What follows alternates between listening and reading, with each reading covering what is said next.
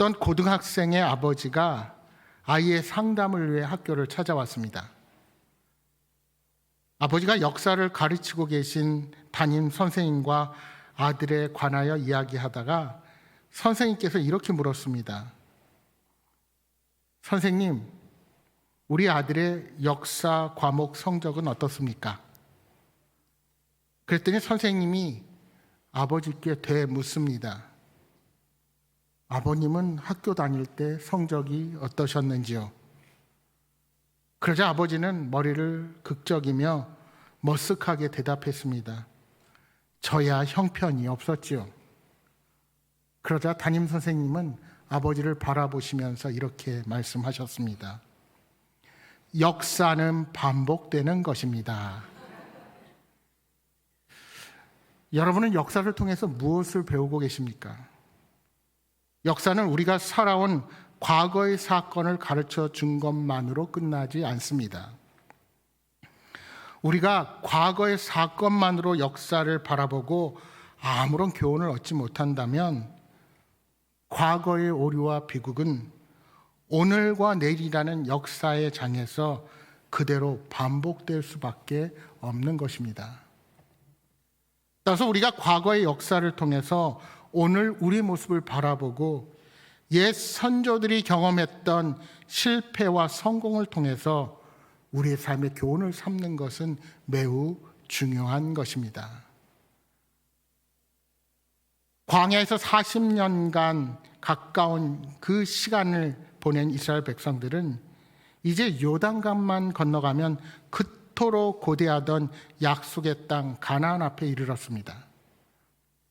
그런데 이스라엘 공동체는 또 한 번의 위기를 맞이하게 됩니다. 여러분, 그 위기가 무엇입니까? 이 백성들 안에 역사적인 교훈을 망각한 채로 눈에 보이는 화려함을 쫓아 다른 소망을 품는 그런 백성들이 생기게 된 것입니다. 천신만고 끝에 이제 광야의 생활을 마무리하려고 하는데 르우벤과 갓 자손들이 약속의 땅으로 들어가지 않고 요단 동편 쪽에 정착하게 해달라고 요구를 하는 것입니다. 그곳은 비옥한 곳으로 가축을 기르기에 적당한 곳이었습니다. 여러분, 역사적 기록을 보시면 이 두 지파가 탐을 낸 요단강 동쪽의 지역들은 정말로 목축하기에 아주 좋은 땅들이었습니다. 19세기 말에 이 지역을 두루 탐험한 G.A. 스미스란 신학자가 쓴 The Historical Geography of the Holy Land라는 책이 있습니다. 우리말로 하면 성지의 역사적 지리라고 정도 할 수 있을까요? 이 책에는 요단 동편의 풍요로움을 다음과 같이 묘사하고 있습니다.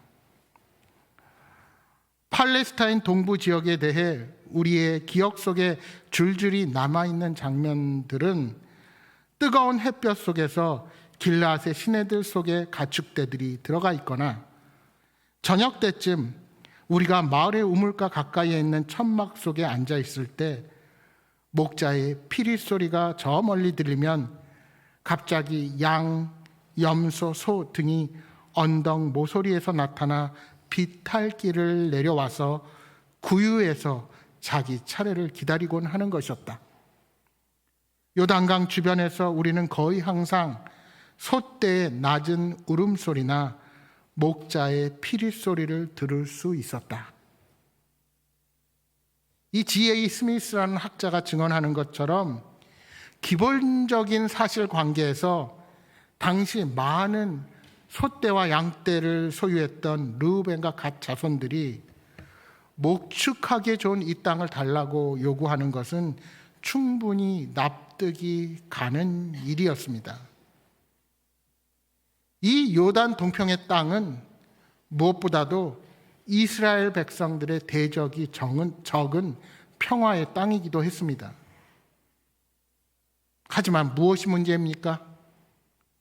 이제까지 이스라엘 공동체는 함께 싸우고 함께 분배하는 공동체로 훈련을 받았습니다. 그런데 이 두 지파가 막판에 와서 가나안 입성의 책임을 완수하지 않겠다는 것입니다. 이는 무엇보다도 그동안 광야에서 함께 행진했던 다른 지파 백성들을 낙심시키는 일이었습니다. 그러니까 르우벤과 갓 자손이 요단 동편에 남으려고 하는 것은 공동체 전체로 보면 위기 중에 위기가 아닐 수 없습니다. 왜 그렇습니까? 이 두 지파가 요단 동편에 정착하게 되면 이스라엘의 군사력이 현저히 약해질 것입니다. 또한 나머지 지파의 박탈감과 불평이 커지게 될 것입니다. 자칫하면 가데스 바네아에서 선포되었던 하나님의 심판이 다시 임할지도 모르는 상황입니다. 여러분, 가데스 바네아에서 어떤 일이 있었습니까?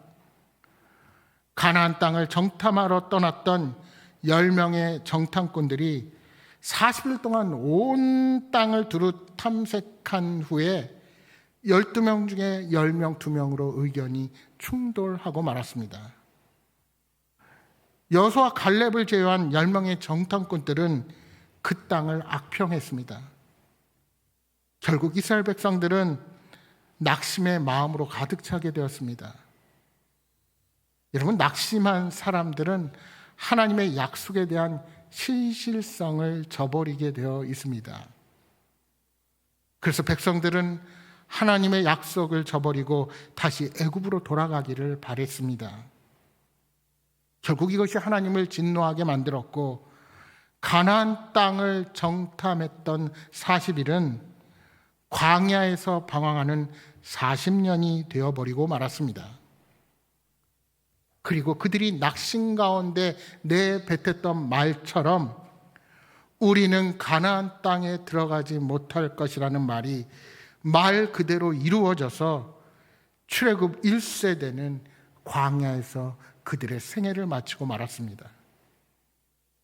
이제 천신만고 끝에 그들의 후손이 광야 생활을 마무리하고 요단강을 건널 날이 다가왔습니다. 그런데 그동안 함께했던 르우벤과 갓 자손이 요단 동편에 남아서 정착하게 해달라는 겁니다. 이들의 요구는 하나님의 말씀에 대한 불순종이요, 이스라엘 전체에 부정적인 영향을 끼칠 것이 분명합니다. 하나님께서는 분명 이스라엘 전체가 요단강을 건너서 약속의 땅 가나안에 정착하기를 원하셨습니다. 하지만 그들은 하나님의 약속보다 자신들의 필요와 인간적인 그런 욕심에 의존하여서 거주지를 결정하고자 한 것입니다. 여러분, 창세기 13장 말씀에도 보시면 비슷한 이야기가 기록되어 있습니다. 아브라함과 조카 롯의 소유가 많아져서 그들이 동거하기에 땅이 좁은 상황에 이르렀습니다. 그래서 가축 때문에 아브라함과 롯의 그 후손들이 싸움이 잦아지게 되자 두 사람은 중요한 선택을 내리게 됩니다. 그런데 하나님의 약속의 말씀을 받았던 아브라함은 본인이 우선권을 가질 수 있음에도 조카 롯에게 땅의 우선권을 양보합니다. 이는 믿음에 의한 선택이었습니다. 하지만 롯의 마음은 아브라함과 달랐습니다. 여러분, 창세기 13장 10절 말씀을 보십시오. 우리 화면을 보고 한 목소리로 한번 읽어볼까요? 우리 같이 읽어보겠습니다. 이에 롯이 눈을 들어 요단 지역을 바라본즉 소알까지 온 땅에 물이 넉넉하니 여호와께서 소돔과 고모라를 멸하시기 전이었으므로 애굽 땅과 같았더라. 아멘.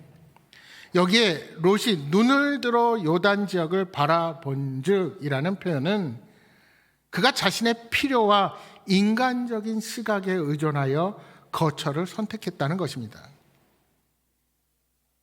이제 롯이 비옥한 땅으로 떠난 후에 하나님의 약속을 신뢰하며 조카에게 양보하고 믿음의 선택을 내린 아브라함에게 하나님이 말씀하십니다.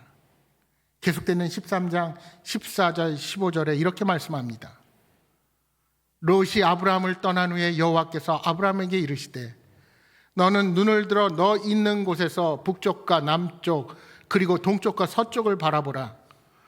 보이는 땅을 내가 너와 네 자손에게 주리니 영원히 이르리라. 하나님은 아브라함에게 그가 원하는 땅만이 아닌 눈에 보이는 모든 땅을 주시겠다고 약속하십니다. 그렇습니다. 내 욕심이 아닌 하나님이 주신 땅을 받는 것이 지혜로운 선택입니다. 하나님께서 아브라함에게 그러한 복의 약속을 선언하신 것은 그가 눈에 보이는 것이 아닌 하나님을 선택했기에 가능했던 것입니다. 오늘날 우리들도 인생을 살아가면서 이와 비슷한 인생의 기로에서 선택을 맞이하게 됩니다. 여러분, 편안함과 안전함을 추구하는 것 자체가 결코 잘못이 아닙니다.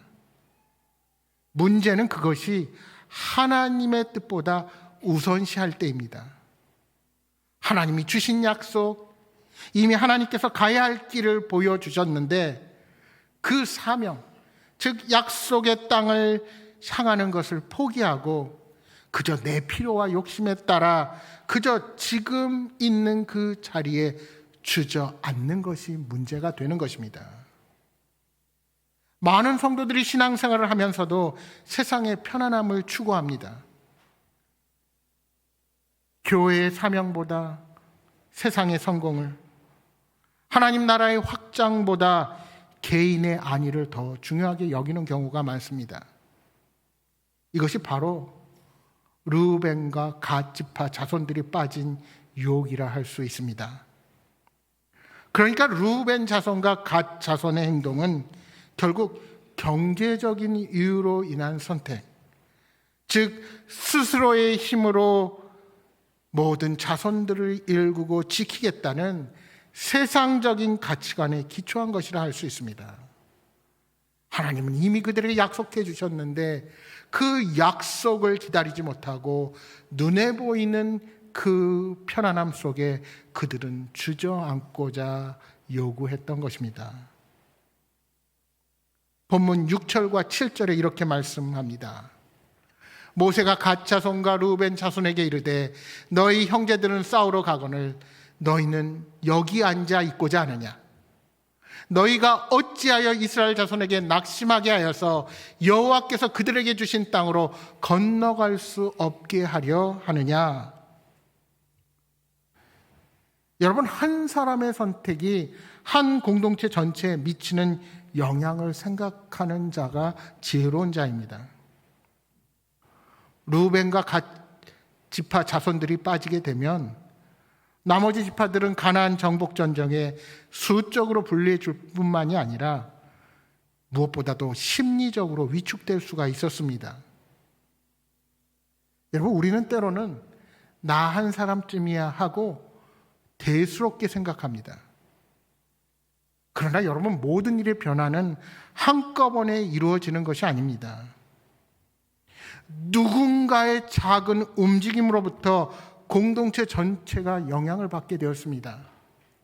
문제는 그것이 긍정적인 일이냐 부정적인 일이냐 하는 것입니다. 나 한 사람쯤이야 하는 사람과 내가 먼저 해야 해 하는 그 공동체는 분명히 시간이 지나면서 차이가 나게 될 것입니다. 교회는 개인들의 단순한 모임이 아닙니다. 우리는 예수 그리스도를 머리로 한 몸을 이루는 지체들입니다. 여러분, 내 몸의 한 부분이 아프면 온몸이 아프게 되는 것처럼 한 성도의 선택이 공동체 전체에 영향을 미칩니다. 오늘날 교회 안에도 이런 일들이 일어납니다. 자신의 편의를 위해 교회 사명을 외면하거나 개인의 유익을 위해 공동체의 일치를 깨트리는 경우들이 있습니다. 나 개인의 문제이니 전혀 상관이 없다 생각할지 모릅니다. 그러나 우리는 기억해야 합니다. 우리는 혼자가 아니며 우리의 선택이, 아니 나의 선택이 다른 형제 자매들에게 반드시 영향을 미친다는 사실을 명심해야 합니다. 모세는 르우벤과 갓 지파의 요청이 과거 이스라엘 백성들의 불신앙과 같다고 여겼습니다. 하나님의 계획을 따르지 않고 자신들만의 길을 택하려 한 것이 결국 이스라엘 공동체 전체를 실패로 이끌 수 있다고 본 것입니다.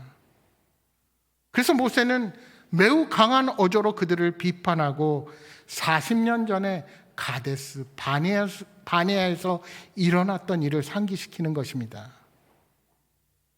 당시 정탐꾼 10명의 믿음 없는 보고는 모든 이스라엘 백성들을 낙심하게끔 만들었습니다. 그리고 그 불신앙의 결과로 이스라엘은 40년 동안 광야에서 방황해야만 했습니다. 그런데 너희들이 그 아픔을 잃어버렸느냐 하는 겁니다. 모세는 그러한 심판에서 제외된 사람은 오직 여분네의 아들 갈렙과 여호수아 두 사람뿐이라고 말합니다.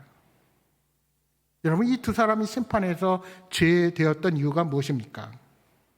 오늘 본문 12절에 말씀하시기를 바로 그들이 여호와를 온전히 따랐기 때문이라고 말씀합니다.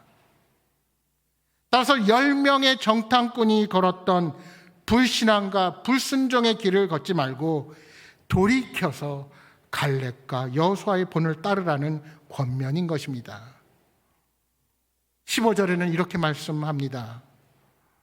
너희가 만일 돌이켜 여호와를 떠나면 여호와께서 다시 이 백성을 광야에 버리시리니 그리하면 너희가 이 모든 백성을 멸망시키리라. 모세는 그들의 요청이 여호와를 반역하는 일이기에 심판이 임할 것이라고 경고합니다. 만약 그들이 여호와를 떠난다면 여호와의 심판은 단지 그들에게만이 아니라 모든 백성에게 이르게 될 것이라는 말입니다. 이처럼 숨 쉴 틈 없이 몰아붙이는 모세의 경고는 하나님의 약속과 민족의 역사에 근거한 것이라 볼 수 있습니다. 그러나 여러분, 하나님은 그럼에도 불구하고 항상 새로운 기회를 주시는 분이십니다. 중요한 것은 지금 우리가 무엇을 선택하느냐 하는 것입니다. 이스라엘 백성들은 가데스 바네아에서 실패했지만 이제 40년이 지나 약속의 땅 앞에 서 있습니다. 과거의 실패를 반복할 것인지 아니면 하나님께 순종하는 새로운 길을 선택할 것인지 선택해야 할 순간 앞에 있는 것입니다. 여러분, 우리 각자의 인생에서도 마찬가지입니다. 과거에 불순종했다고 해서 영원히 실패자가 되는 것이 아닙니다. 중요한 것은 지금 이 순간 하나님을 선택하는 것입니다.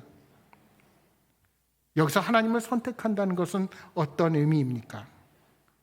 하나님을 선택한다는 것은 무엇보다 하나님을 전적으로 신뢰한다는 것입니다.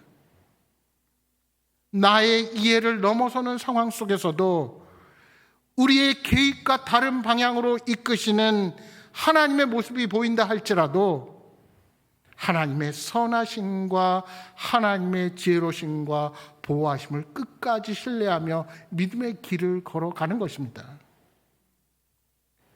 르우벤과 갓 지파는 눈에 보이는 현실의 유익에 따라 판단하고 결정하려 했습니다. 하지만 하나님을 선택한다는 것은 보이지 않지만 하나님의 계획을 신뢰하며 믿음의 발걸음을 옮기는 것입니다. 또한 하나님을 선택한다는 것은 하나님께서 주신 공동체에 대한 책임을 감당하는 것입니다. 우리는 개인적으로 예수 그리스도를 구주로 받아들이고 구원을 받았지만 동시에 교회라는 공동체의 일원이 되었습니다. 여러분, 하나님의 뜻은 개인의 구원에서 끝나지 않습니다. 하나님께서 저와 여러분을 통해 우리의 공동체가 하나 되어 이 땅 가운데 하나님의 나라를 확장시키기를 원하십니다. 이것은 혼자서 할 수 없는 일이며 공동체가 함께 감당해야 할 일입니다. 결국 하나님을 선택한다고 하는 것은 말씀에 순종하는 삶을 선택하는 것입니다. 나의 뜻, 우리의 뜻보다 하나님의 뜻을 우선하고 우리의 계획보다 하나님의 계획을 따르는 것입니다. 이것이 결코 쉬운 일은 아닙니다. 때로는 우리 개인의 이해와 맞지 않을 수도 있고 때로는 우리 안에 희생이 필요할 수도 있습니다. 하지만 하나님을 선택하는 자에게는 하나님께서 예비하신 복과 사랑과 인도하심이 반드시 따르게 될 것입니다. 여러분, 단순히 세상의 이치나 인간적인 필요가 그리스도인들의 선택의 기준이 되어서는 안 됩니다. 루벤 자손과 갓 자손의 결정은 그들이 평소에 많이 하던 생각의 결과물이었을 것입니다. 여러분도 그렇지 않습니까? 평소에 말씀을 보시고 복음 위에서 살아가십니까? 아니면 유튜브를 보고 SNS를 보고 세상의 화려한 것들을 가진 사람들을 부러워하며 이 땅을 살아가십니까? 우리가 무엇을 바라보느냐에 따라서 우리의 선택은 거기에 좌우되게 되어 있습니다. 만약 그들이 하나님의 약속이 더 소중했더라면 아무리 그 땅이 화려할지라도 그들은 거기서 머무르려 하지 않고 약속의 땅을 향한 발걸음을 옮겼을 것입니다. 그래서 여러분, 우리가 매일 믿음 안에 사는 것, 일상생활 속에서 하나님의 약속을 의지하는 것이 매우 중요합니다. 하나님의 말씀이 아닌 세상의 다른 것들로 내 안에 가득 차 있는 사람은 눈에 보이는 대로 즉흥적인 결정을 내리게 될 것입니다. 어쩌면 그것이 세상의 성공을 가져다 주는 힘이 될지도 모릅니다. 그러나 언젠가는 하나님 앞에 후회할 날이 반드시 오게 될 것입니다. 바라기는 과거의 역사로부터 영적인 교훈을 얻는 여러분 모두가 되시기를 바랍니다. 하나님의 말씀을 바르게 알고 이스라엘의 비극을 타산지석으로 삼을 때 우리는 하나님의 약속에서 벗어나지 않는 삶을 살아갈 수가 있게 될 것입니다. 물론 계속되는 민수기의 말씀을 보시면 이 두 지파가 자신들에게 요단강 동평의 땅을 달라고 해서 이렇게 시작됐던 이 갈등을 그대로 끝나지는 않습니다. 말하자면 정탐꾼 때 받았던 심판의 그 전철을 밟지 않는다는 것입니다. 이들은 자신들뿐만이 아니라 다른 지파들의 기업을 위해서도 끝까지 가나안 땅으로 들어가서 헌신적으로 싸우겠다고 약속함으로 이 갈등이 일단락되게 됩니다. 이처럼 과거의 역사를 교훈으로 얻어 다시는 잘못을 반복하지 않겠다는 태도를 가질 때 더 이상 우리는 공동체의 비극을 피할 수가 있는 것입니다.